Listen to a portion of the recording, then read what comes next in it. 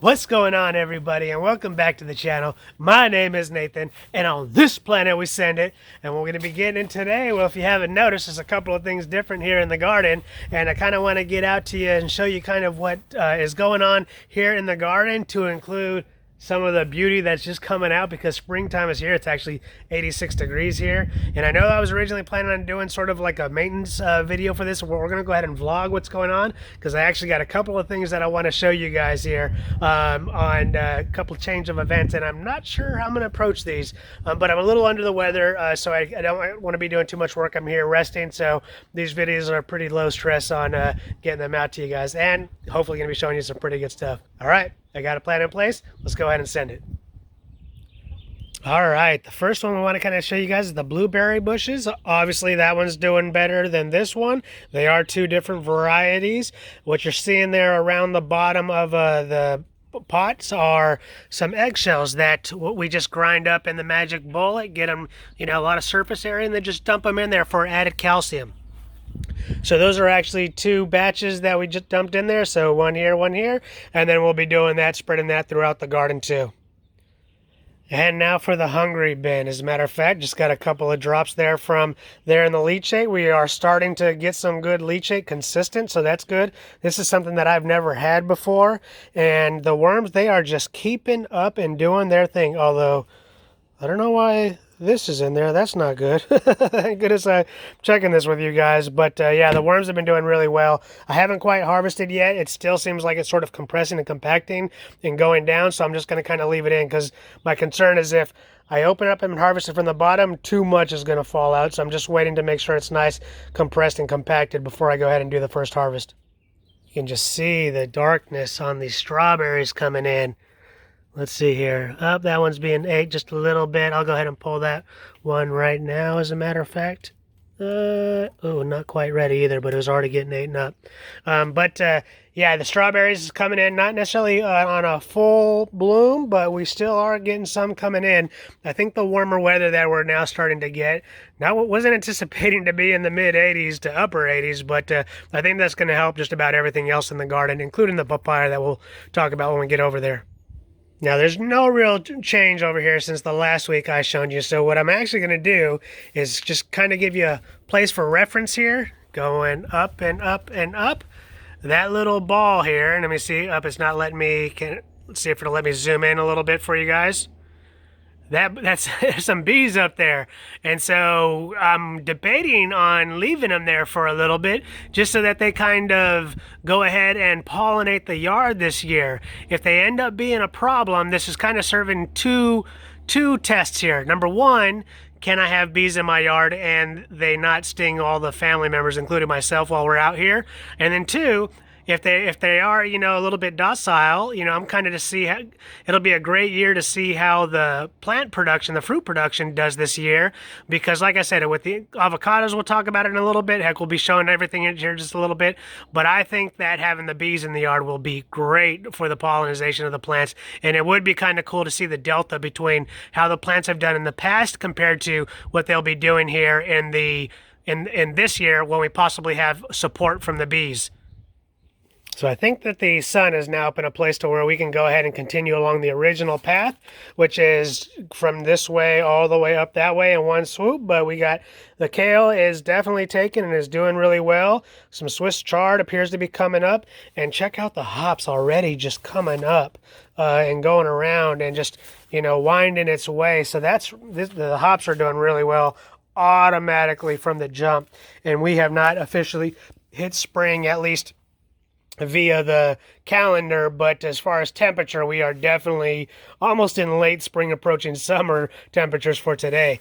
And over here you can see the I forget what these are, the sugar snap peas, the green beans. We'll see what they are when they open up, but they are doing really well. And here in the tomato plants, we got lots of yellow flowers you're able to see here. Again, as a matter of fact, oh, I thought that might have been a bee there. It's not a bee.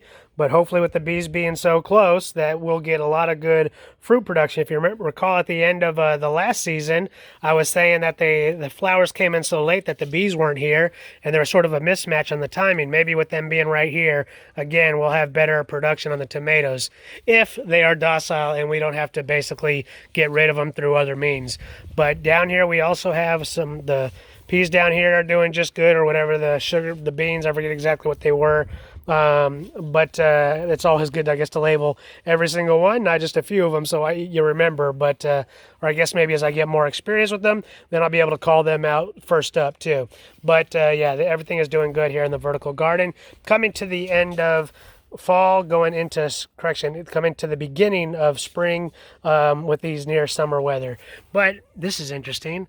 I'm curious to see what these are going to be. A lot of good flowering happening here. I'm not sure how the light's showing, but got some pretty cool flowers here coming in, and we'll see how they pollinate and what they turn into.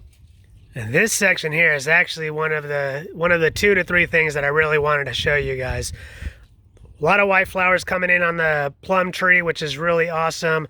The peach on the dual grafted tree hasn't quite woken up, even though it is starting to get some green coming up. But the flowers themselves haven't quite bloomed nearly as well as this one has.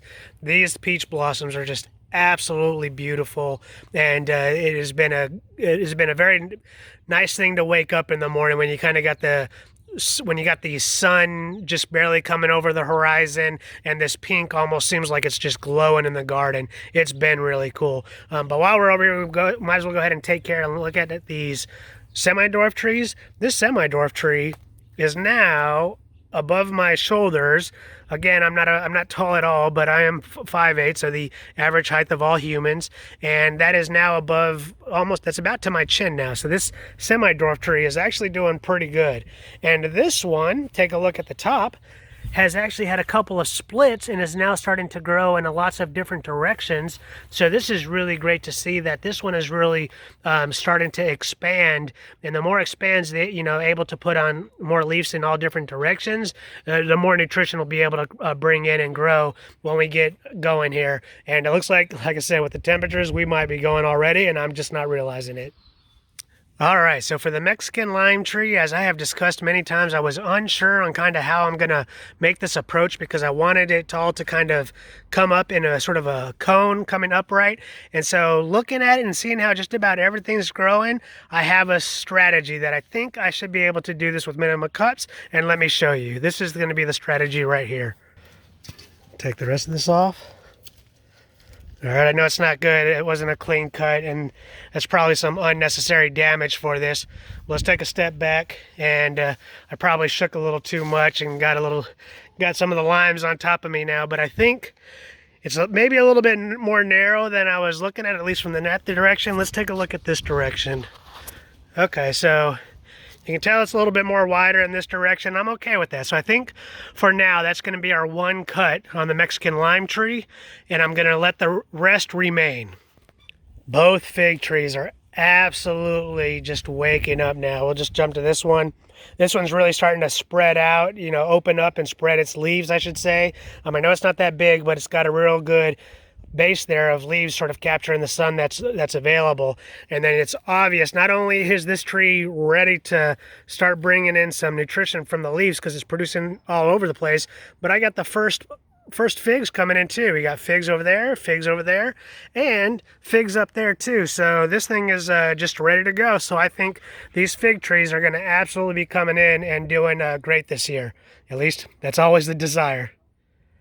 Now the avocado tree, man, this thing is so exciting to see. This is the thing that's probably going to be doing the 1 week, at least for the next few weeks, probably doing like 1 week updates on the garden, because I just want to see how this thing is growing along the way. But just look at this production. See if I can get one better in the light. Up here, just all of this sort of similar growth that we have and just these flowers that are coming in along with these additional leaves. We should be see the flowering happening pretty soon. Then hopefully the bees are over here doing their thing and just giving us some fruit production. Like I said, I think this is going to be the first year we get fruit on the avocado tree, and typically there's no more than 5. So if we get more than 5, we're doing great. But again, typically we don't see more than 5, so anything this year will be great. I've got big plans for Big Bertha here, and we'll be doing that next video or otherwise, but I'm pretty sure exactly, I'm about 99% confirmed on how I'm going to prune this thing, and you know, it's going to be a little painful, I should say, maybe for my family, less for me, and I'm just going to go ahead and make the cut, and we'll just let it be. But I think it's time to make that cut. Let's go ahead and jump on over here to the pomegranate tree. Pomegranate tree seems like just about every single day. I mean, it's just about fully waking up now. I mean, this thing is every branch here is filled up with leaves, and I'm starting to see additional branches coming in various places. So this is gonna be pretty exciting for the pomegranate tree. I'm still only seeing that one pomegranate right here flower, the pomegranate flower right here. I'm still only seeing that one right now. I can't really tell if it's already been pollinated, but with the bees here, it's gonna have a great chance of early pollination. And so the elderberry tree that used to be over there and covering and was in so many of my intro and departing and outro videos is now cut and is right here. So we have pretty much cut it down, and we got some leaf mulch that we're now starting to grow, and we got some branches that are cut pretty short, so we can go ahead and get those into the trash, because unfortunately my tripper shredder isn't working real well, and I'm going to have to get that going. But let's go ahead and walk on over to the section and show you what's happening now that we can see that area pretty closely. So I'll almost go in a partial reverse order, but here is the elderberry tree. And I went ahead and just made a chop here, and I got 2 schools of thoughts. Number one, I didn't go and try to do any particular cut, so I'm expecting that some branches should shoot out as long as that there was plenty of nutrition within the trunk and within the roots also to go ahead and shoot the hormones and get those branches going.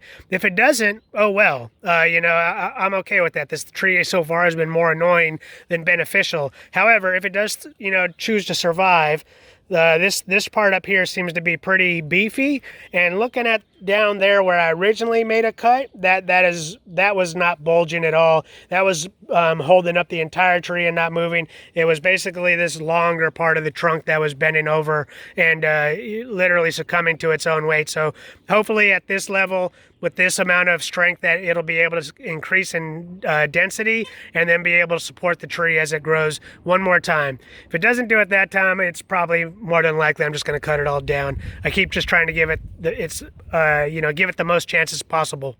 But the only really sort of area I got a question here, or area of concern I should say, is the avocado tree.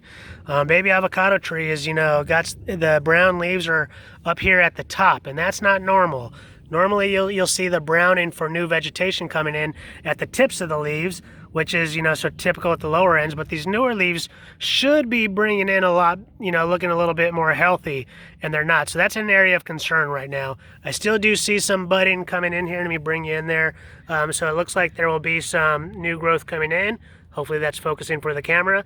And, so there's still a good chance that this thing is doing just fine. It's just doing something that I'm not used to seeing. And so this will definitely be an area that we continue to vlog, because avocados are expensive. Obviously, I want them to do well, to save us some money in these inflation times. But, yeah, all in all, I think it'll be okay, but I am concerned.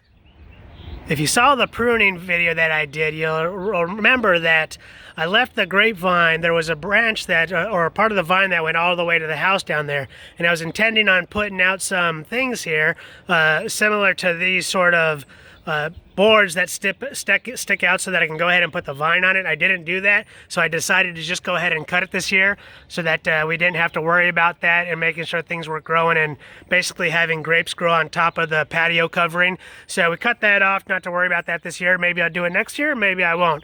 But let's go ahead and see how the 2 vines over here, the old and the new one, are doing. So we knew last time we looked at it, the old vine was doing really well as far as where the growth was, and I'm looking for new growth. I am seeing some new growth. Okay, there's some new growth on that one right there. I'm not seeing any other new growth on the new vine, but the old vine is doing really well. As a matter of fact, let's see where it looks like the old vine is just about almost to the very tip here. So let me see. Yeah, that's about as far as the old vine goes. And the new one, not seeing anything down here. So it still looks like the old vine is doing better. So more than likely we'll end up cutting the new vine at the end of the year, maybe sooner. But the plan right now is the end of the year if it doesn't hold up with the old vine. All right, the papaya tree. So still a little concerned about the leaves. I mean, look at just how much is sort of falling back here. Now, even some of these new leaves are not looking so healthy. I'm hoping these warmer temperatures are going to kind of wake this all up and get it back on track and at least just get some healthy leaves here.